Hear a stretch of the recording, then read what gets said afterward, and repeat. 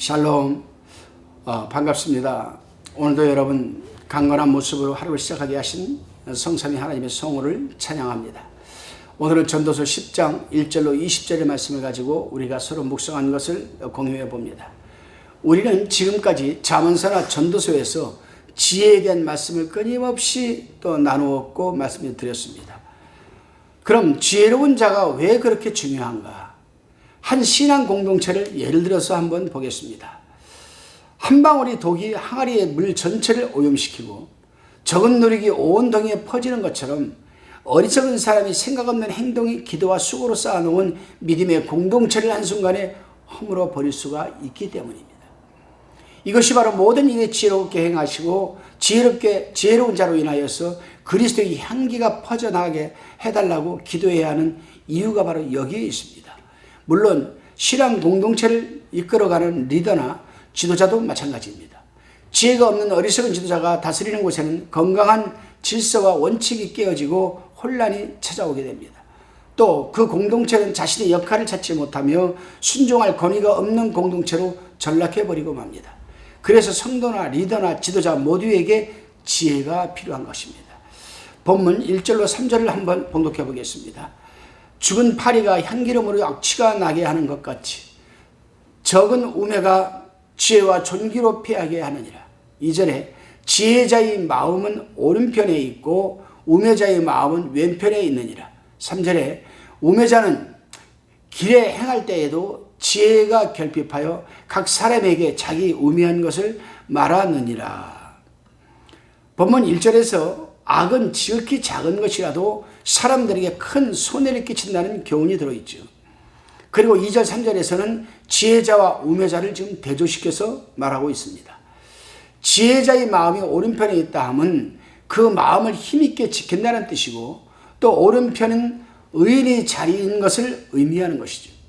그리고 우매자의 마음은 왼편에 있다고 했는데 왼손은 마음을 제어하는 데 약하다는 뜻이요 또한 악인의 자리임을 지금 의미하는 겁니다. 그렇습니다, 여러분. 개인이든 공동체이든 지혜자는 그 마음을 지키는 것이 아주 중요합니다.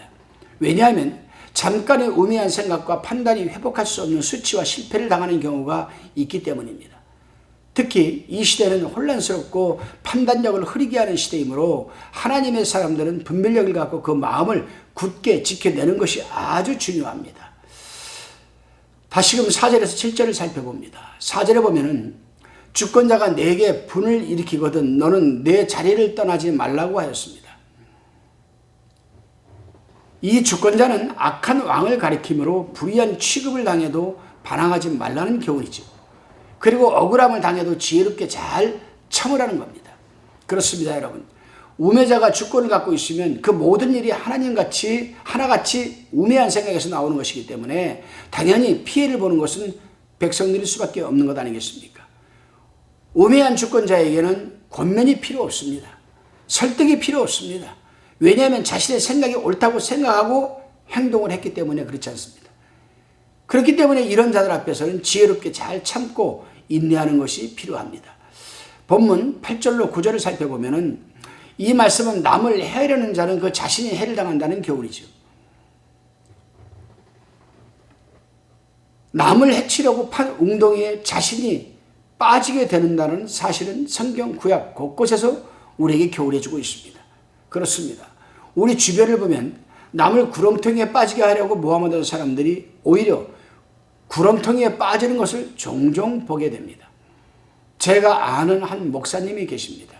그 목사님은 늘 성도들을 위해서 기도하고 어려운 성도 과정을 도우려고 애쓰고 있었습니다.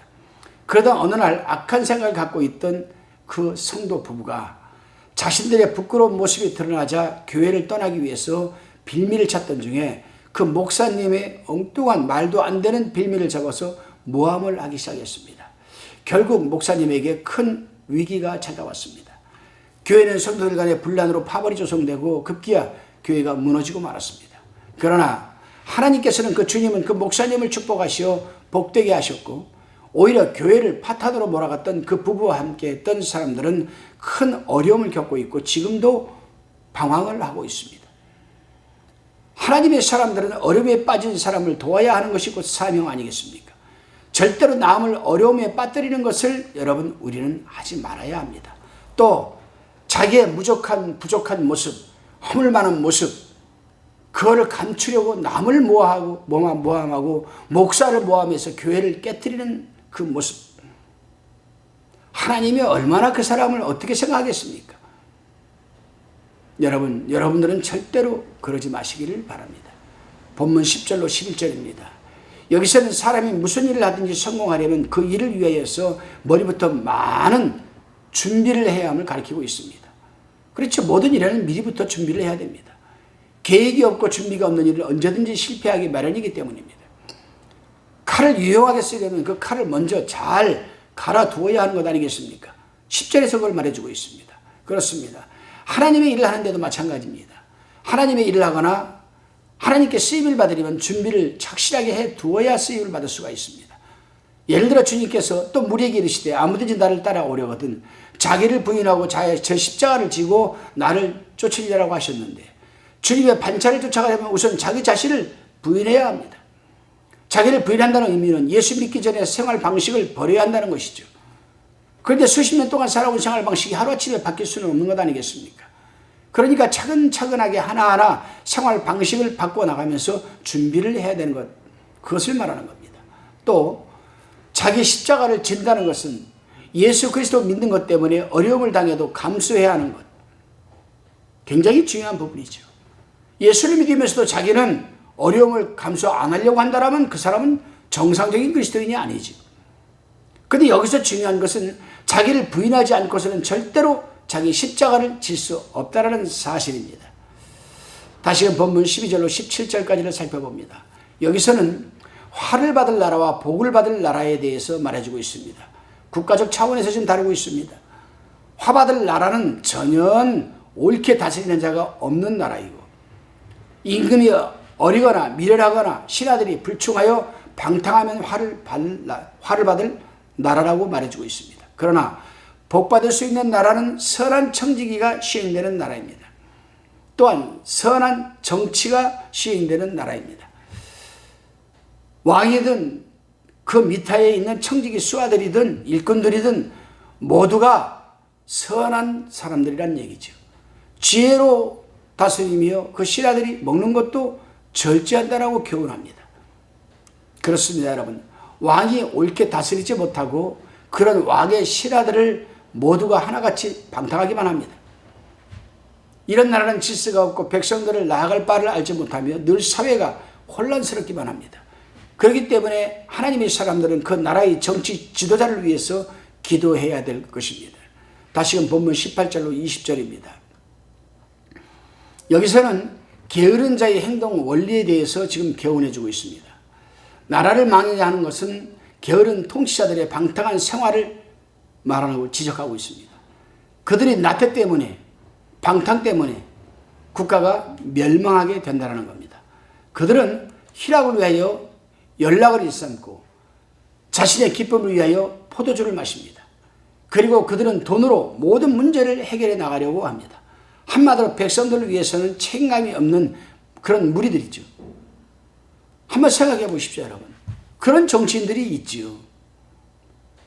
국민들이 낸 세금 그 돈을 가지고 나라의 국채가 빚이 계속 늘어남에도 불구하고 돈 가지고 모든 것 하나하나를 어떻게 해보려고 했던 정치인, 결국에 그 나라가 질서가 무너지고 헌법까지도 무너져버리고 나라가 엉망진창으로 만들어 놓은 사람이 있지 않습니까? 그렇습니다, 여러분. 지금 우리나라가 그렇습니다. 이 나라의 정치인들이 자신들의 만족과 기쁨만을 위하지 이 나라 국민들을 위한 생각은 조금도 하지 않습니다.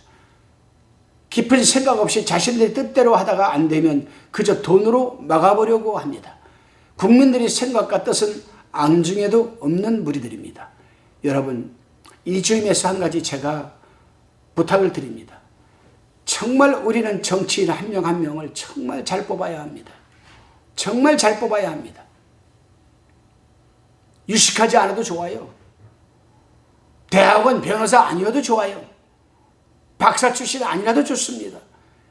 정말 윤리와 도덕이 세워져 있고 기본이 세워져 있는 사람, 국민학교 나오면 어떻습니까, 여러분? 나라와 민족과 국민을 위해서 헌신할 수 있는 사람을 우리는 뽑아야 합니다. 그래요, 여러분. 하나님께서는 불의한 통치자를 할지라도 함부로 욕하지 말라고 합니다. 왜 그렇습니까? 공주계세가 그 소리를 듣고 여러분 전하고 날점승이 그 말을 전파할 것이기 때문이라고 얘기를 합니다. 이 의미는 우리나라 속담에도 낱말은 새가 듣고 반말은 쥐가 듣는다는 말과 같은 뜻입니다. 누가 언제 통치자를 비판하는 말을 듣고 그들에게 전할지 모르기 때문입니다. 참으로 무서운 세상입니다. 그렇기 때문에 하나님의 사람들은 그들이 내건 공약만 듣고 그들의 말만 듣고 통치자로 세울 것이 아니라 우리가 분별력을 갖고 사회의 흐름을 깨닫고 올바로 양심이 화인맞지 않은 그런 정치 통치자를 우리는 뽑아서 세워야 되는 것 아니겠습니까? 기도드리시겠습니다.